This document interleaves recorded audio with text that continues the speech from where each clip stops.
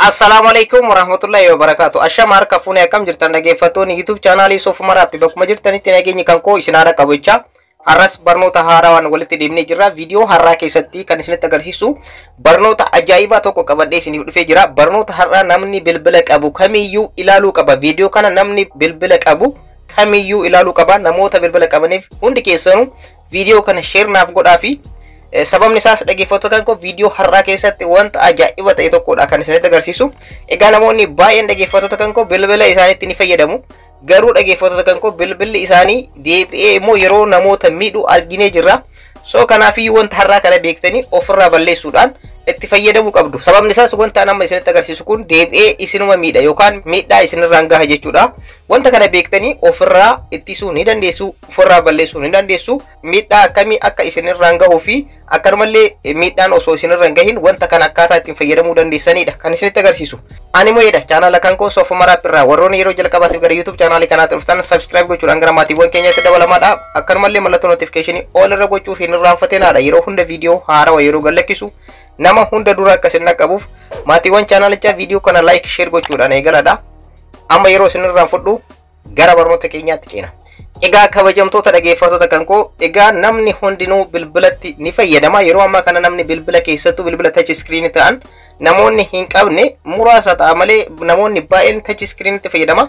Haa ta'uutii dhaggeeffattoota kan koo yeroo baay'ee bilbilatti yeroo fayyadamnu akkaataa itti fayyadama bilbilaa beekuun murteessaadha. Akkanumallee iccitii bilbila keessatti argamullee beekuun murteessaadha. Sababni isaas deebi'ee nu miidhuu danda'a waan ta'eef wanta anarraa isinitti agarsiisu kun wanta isin bilbila keessan irratti hojjettan hunda, wanta isin search gootan, wanta isin namaaf barreessitan, wanta isin namaaf ergitan, viidiyoo isin download gootan, viidiyoo isin namaaf ergitan, akkanumallee suuraa isin post gootan, kan isin namaaf ergitan, kan iccitii ta'e jechuudha dhaggeeffattoota kan koo. Iccitii dheettanii kan yaaddaniyyuu kan isin miidhuu danda'u keessattuu suuraawwan namaa ergitan, viidiyoowwan namaa ergitan kan qaama saalaa argisiisu, akkanumallee qaama namaa argisiisu. Namni yeroo ammaa kana teekinooloojiidha dhaggeeffattoota kan koo, baay'een keessan ni beektanii. So kanaafiyyuu wanta kana Googiliin ni beeka, guutuun keessan ni beektanii Googil ni beeka wanta bilbila keessan irratti adeemsifamu hundayyuu jechuudha. Wanta kana ammoo bilbila keessan irra yeroo irraa yerootti balleessuun murteessaadha. Wanta sarchi gootan kana balleessuun murteessaadha. Argitan yoo ta'e dhaggeeffattoota kan koo namoota beekamoo ta'an artistoota, weellistoota adda addaa jechuudha. Akkanumallee warroota siyaasa irratti beekaman, akkanumallee namoota bebbeekamoo fi hayyoota baay'ee argitan yoo ta'e odeeffannoowwan adda addaa bahamee jira jedhamee suuraadhaan, karaa sagaleetiin, karaa viidiyootiin ni baha. Kun akkamitti bahee beektu dhaggeeffattoota kan koo? Mee baay'een keessan hangam beektu? Guutumaan guutuutti dhaggeeffattoota kan koo wanta bilbila keessan irratti raawwattan hundayyuu Googiliin ni beeka jechuudha. Egaa wanta Googiliin beeku kana heeyyama keessaniin ala akka Googiliin itti fayyadamne gochuu ni dandeessu.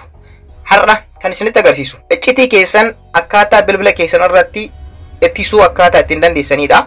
Kana jechuun Googiliin wanta isin bilbila keessan irratti hojjettan, wanta isin post gootan, wanta isin namaaf barreessitan, yeroo isin namaa bilbiltan, yeroo isin weebsaayitii adda addaa ilaaltan, yeroo isin filmiiwwan adda addaa ilaaltan, filmiiwwan hin taane illee haa ta'u, yeroo suuraa hin taane namaaf ergitan, wanta kana hundayyuu Googiliin bilbila keessan irratti ni beeka.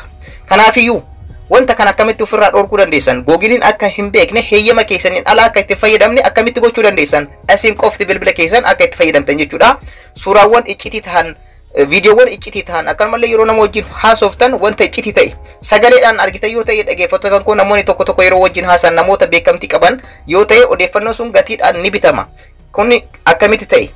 Baay'een keessan hubannoo muraasa ni qabdan jedhee yaada. So yeroo ammaa kana dhaggeeffattoota kan koo iccitii nawaa baasuun qarshiidha, beenyaadha jechuudha. So kanaafiyyuu karaa akkamiitiin akka argame bifuma gabaabaa ta'een har'a isinitti agarsiisa. Akkamitti ofirraa balleessuu akka dandeessanillee isinitti agarsiisa. Na hordofa. Jalqaba dhaggeeffattoota kan koo aappii Gmail jedhamtu kana namni bilbila isaa irraa hin qabne hin jiru. Namni touch screen qabu hundi egaa aappii kana bilbila isaa irraa ni qaba.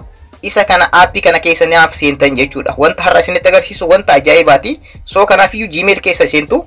Ergasii immoo gara emailii keessanitti isin seensisa. Ergasii koornaa kanarratti mallattoo profaayilii kana kilik gootan al tokko. Kan emailii keessanii jechuudha. Akkuma asirratti argartan an emailii baay'ee bilbila kan koorraa qaba. Tokko filadhee jira akkuma asirratti argartan kan jalqaba irratti argamu. Isin garuu tokko isarratti wanta kana osoo hojjettaniin baay'ee miidhagaadha. Sababni isaas emailiin hundi isaa dhaggeeffattoota kan koo odeeffannoo keessan guutumaan guutuutti wanta isin bilbila keessan irratti gootan baatee taa'a waan ta'eef keessatti kuufamee jira. Garuu isin hin beektan. Yeroo isin suuraa adda addaa, viidiyoo adda addaa search gootan, namaaf ergitan, nama wajjin haasoftan, wanti kun hundiyyuu as keessa ta'a, Google keessa ta'a waan ta'eef damee Google keessaa immoo tokko Gmail dha jechuudha. Gmail itti fayyadameeti Googlein wanta hundayyuu wanta isin hojjettan kan isin to'achuu danda'u yookaan isin sakatta'u jechuudha. Wanta kana akkamitti Google ofirraa ittisuu akkaataa ittiin dandeessan isinitti agarsiisa. Ergasii immoo emailii tokko erga filattanii emailii hundarratti iyyuu wanta kana raawwadhaa isiniin jedhee jira. An tokkumarratti isinitti agarsiisa emailii baay'ee yoo qabaattan jechuu kan kooti. Ergasii immoo dhaggeeffattoota kan koo Google account ka jedhu jalatti argama yookaan immoo manage Google account ka jedhutu argama jalatti bilbila irraa bilbilatti garaagarummaa qaba. Manage Google account ka jedhu sanarratti kilik gootanii warroonni bifa kanaan isiniin dhufin an Google account ka jedhu kanarratti kilik godha. Egaa ergasii dhaggeeffattoota kan koo gara emailii keessanitti isin seensisa. Ergasii immoo akkanatti qabdanii settingiiwwan kana akkanatti dabarsitanii ergasii immoo data and privacy ka jettu jirti. Data and privacy ka jettu kana keessa seentanii ergasii akkana keessa gad dhuftan jechuudha. Dhaggeeffattoota kan koo akkuma asirratti argartan akkana keessa gad dhuftanii ergasii immoo settingii takkatu argama. Isheenis web in the app activity ka jettu. Web in the app activity ka jettu kana al tokko cuqaastu. Ergasii gara fuula kanaatti isin geessaa. Dhaggeeffattoota kan koo activity controls bakka jedhu kana isin geessa jechuudha. Ergasii akkana keessa gad dhuftanii akkana keessa gad dhuftan jechuudha. Dhaggeeffattoota kan koo ergasii immoo manage all web and app activity ka jedhu jira. Manage all web and app activity ka jettu kana kilik gootan al tokko. Ergasii akkana keessa gad dhuftanii dhaggeeffattoota kan koo isa kana dismiss gochuu ni dandeessanii rakkoo tokko hin qabu. Ergasii immoo akkana keessa gad dhuftanii dhaggeeffattoota kan koo wanta bilbila keessan erga bitattaniirraa kaasee wanti bilbila keessan irratti hojjettan hundi asirratti argama. Yeroo isin imoon namaaf barreessan nama bilbiltan social media kamittuu yeroo riikardii gootan wanta barbaaddan jechuudha. Dhaggeeffattoota kan koo bilbila keessan irratti wanti isin hojjettan hundi as keessa jira. Akkuma asirratti argartan lakkamee dhuma akkuma asirratti argartan kun activity-wwan an bilbila kan koo irratti godheedha jechuudha. Hanga ammaatti bilbila kan koo irraa waan hin balleessineef tokko isaa jechuudha. Dhaggeeffattoota kan koo viidiyoowwan an daawunlood godhe sarchi godhe viidiyoo namaaf erge akkanumallee iimootiin feesbuukiitiin wanta kamiyyuu haa ta'u rakkoo tokko hin qabu. Dhaggeeffattoota kan koo egaa asirratti argama jechuudha. Wanti an hojjechaa ture hundi asirra jira jechuudha. Dhaggeeffattoota kan koo salphamatti Googlein na beekaa jechuudha. Amma fakkeenyaaf kan tokko irratti sarchi gootan kan kanaan dura wanta isin hojjechaa turtanidha. Akkanumallee iimoo irratti feesbuukii irratti wanta isin daawunlood gootan upload gootan akkanumallee namaaf ergitan nama wajjin haasoftan wanti reekardii gootan hundi asirratti argama. So iccitiin keessan hunduu kan bilbila keessan irratti hojjetaa turtan asirratti argama jechuudha. Dhaggeeffattoota kan koo egaa dhaggeeffattoota kan koo wanti kun hangam dhugaadha kan jedhuuf immoo ofii keessanii keessa seenaatii iccitii keessan ilaaladha. Iccitii keessanii fi kan koo garaagarummaa qaba. Sababni isaas an wanti bilbila kan koo irratti itti fayyadamuu fi isin itti fayyadamtan tokko miti. Isin tokko isaatiin ilaalaadha. Wanta kana garuu akkamitti ofirraa balleessuu dandeessan ofirraa cufuu akkaataa ittiin dandeessan isinitti agarsiisu jechuudha. Dhaggeeffattoota kan koo bal'innaan isin bakka kana dhiqaatii wanta isin sarchi gootan wanta isin ilaalaa turtan viidiyoo isin namaa ergitan suuraa namaa ergitan suuraa nama wanta isin bilbila keessan irratti hojjetan guutumaan guutuutti asirraa ni argattu. Kanaafiyyuu mirkaneeffachuu ni dandeessu. Kana ofirraa balleessuudhaaf gonkumaa akka itti fayyadamne yookaan Googlein wanta isin hojjetan kana akka hin beekne gochuudhaaf ofirraa balleessuudhaaf al tokko of duubatti deebitu. Ergasii immoo gara fuula kanaatti isin geessa jechuudha. Dhaggeeffattoota kan koo gara fuula kanaatti isin dhufa. Activity controls bakka jedhamu kana isin geessa. Ergasii akkana keessa gad dhuftanii maal gootanii egaa akkuma asirratti argartan choose an auto delete option ka jettu jirti jechuudha. Choose an auto delete option ka jettu kanarratti al tokko kilik gootan. Ergasii haala kanaan isin dhufa. Dhaggeeffattoota kan koo filannoo kanatti isin dhufa.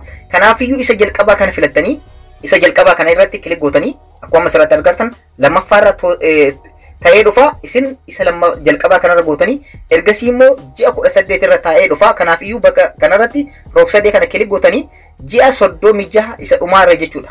36 months ka jedhu kana filattanii fi ergasii immoo akkana keessa gad dhuftanii dhaggeeffattoota kan koo next ka jettutu jira. Ishee irratti cuqaastu. Egaa xiqqoo ni eegdu.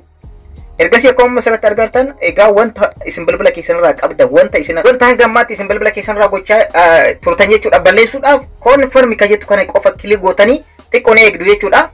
Egaa akkuma asirratti argartan dhaggeeffattoota kan koo egaa save isiniif godha jechuudha. Delete godhee save isiniif godha. Ergasii okay gootan jechuudha. Ammaan booda hin argadha osoo jettanii hin argattan. Dhaggeeffattoota kan koo manage all web and apps activity ka jedhu kana keessa osoo seentanii hin argattanii duwwaa ta'ee dhufaa jechuudha. Dhaggeeffattoota kan koo haala kanaan delete gochuudhaan iccitii keessan eeggachuu ni dandeessanii. Asirratti dhaggeeffattoota kan koo hubachiisa tokko wanta ani isiniif gahuu barbaadu wanta bilbila keessan irratti isin hojjettan namni kamiyyuu hin beeku jechuun hin danda'amu. Googlein ni beeka. Kanaafiyyuu of eeggannoo akka gootanii fi akka ofirraa balleessitanii fi dhaggeeffattoota kan koo wanta kana garuu yeroo irraa yerootti guyyaa irraa guyyaatti bilbila keessanitti yeroo fayyadamaa deemtan ofirraa bifa nama isinitti agarsiise kana ofirraa balleessaa deemuu ni dandeessanii. Kanaafiyyuu iccitiin keessanillee akka if hin baane gochuu ni dandeessan jechuudha. Dhaggeeffattoota kan koo itti fayyadamaadha. Baay'ee tokko isin gargaara keessattuu iccitiin namoota baay'eedhaan keessattuu namoota bebbeekamoo ta'an namoota odeeffannoon isaanii iccitiin isaanii qarshii argamsiisuu danda'u jechuudha. Karaa adda addaatiin yeroo odeeffannoowwan isaanii iccitiiwwan isaanii bahan arginee jirra. Kanaaf of eeggannoo akka gootanii fi kan isin dhaqqabe irraa fayyadamtan jedhee yaada. Barnoonni kan koo kanarraa kana fakkaata. Warroonni YouTube channel kana haaraa taatan subscribe godhaa, akka malee mallattoo notification all irra gochuu hin irraanfatinaa. Viidiyoon kun namoota baay'ee tajaajila waan ta'eef share naaf godhaa. Yeroo biraa barnoota biraatti walitti deebina. Horaa bulaa.